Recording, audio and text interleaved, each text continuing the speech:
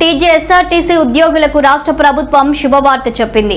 ఉద్యోగుల డిఏ 2.1% పెంచుతూ కీలక నిర్ణయం తీసుకుంది. ఈ విషయాన్ని రవాణా శాఖ మంత్రి పొన్నం ప్రభాకర్ అధికారికంగా ప్రకటించారు. తాజా పెంపుతో ఆర్టీసీ ఉద్యోగుల డిఏ 50.7% నుంచి 52.8% చేరింది. ఈ నిర్ణయంతో సుమారు 38,000 మందికి పైగా ఆర్టీసీ సిబ్బందికి లబ్ధి చేకూరనుంది.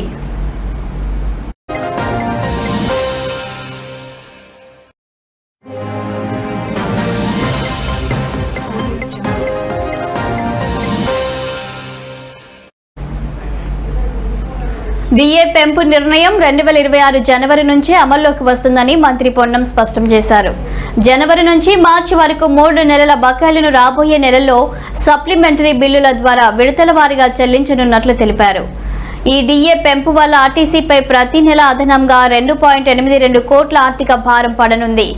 ఈ సందర్భంగా మంత్రి మాట్లాడుతూ తమ ప్రభుత్వం ఆర్టీసీ ఉద్యోగుల సంక్షేమానికి పూర్తిగా కట్టుబడి ఉందని, ఇచ్చిన హామీలను నెరవేరుస్తామని పునరుద్ఘాటించారు.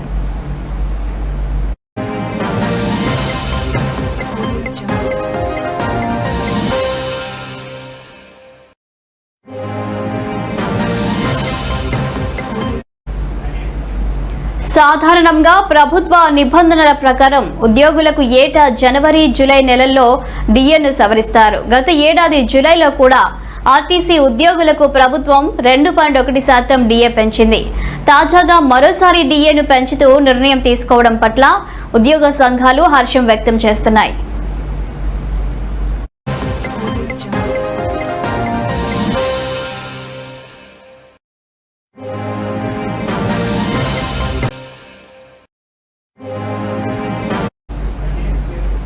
ప్రస్తుతం కాంగ్రెస్ ప్రభుత్వం అమలు చేస్తున్న మహాలక్ష్మి పథకానికి ఆర్థికంగా ఊతమిస్తుంది. మహిళలకు ఉచిత బస్సు ప్రయాణ సౌకర్యం కల్పించడం గణనీయంగా పెరిగింది. సంస్థ ఆదాయం వృద్ధి చెందింది. గత ఆర్థిక సంవత్సరంలో ఫిబ్రవరి నాటికి ఆర్టీసీ సుమారు 954 కోట్ల రూపాయల నిర్వహణ లాభాన్ని ఆర్జించింది. మహాలక్ష్మి పథకానికి సంబంధించిన రీయింబర్స్మెంట్ మొత్తాన్ని ప్రభుత్వం ఎప్పటికప్పుడు ఆర్టీసీకి చెల్లిస్తుండటంతో సంస్థ కార్యకలాపాలు సజావుగా సాగుతున్నాయి.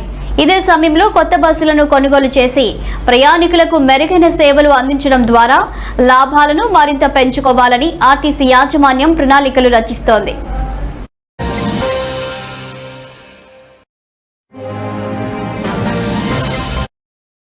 ఒకటి కార్మికుల సంక్షేమము, ప్రయాణికుల సౌకర్యము, సంస్థ పరిరక్షణ, అభివృద్ధి.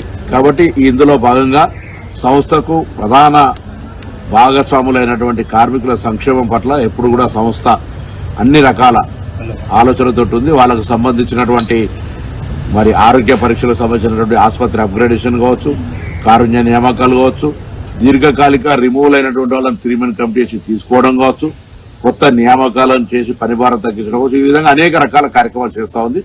అందులో భాగంగా పెండింగ్ లో ఉన్నటువంటి ఈ యొక్క డిఏను కూడా మరి 2.1% పెంచుతూ గతంలో ఉన్నటువంటి 48.6 నుంచి ఇప్పుడు 50.7% పెంచడం జరిగింది. ఒకటి కార్మికుల సంక్షేమము, ప్రయాణికుల సౌకర్యము, సంస్థ పరిరక్షణ, అభివృద్ధి. కాబట్టి ఇందులో భాగంగా సంస్థకు ప్రధాన